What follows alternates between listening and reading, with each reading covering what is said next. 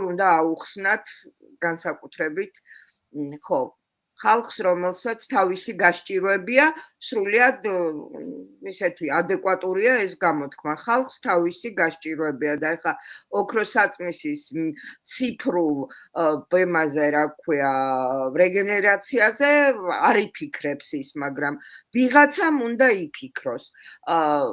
მე მზადა ვარ ყველას მოусმინო, ვისაც უფიქრია იმაზე, როგორი უნდა იყოს თანამედროვე ციფრულ ეპოქაში ახალი საქართველოს კონცეფტი.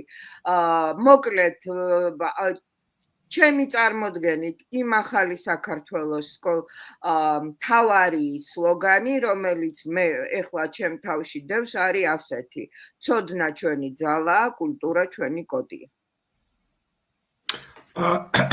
ქალბატონო ლელა,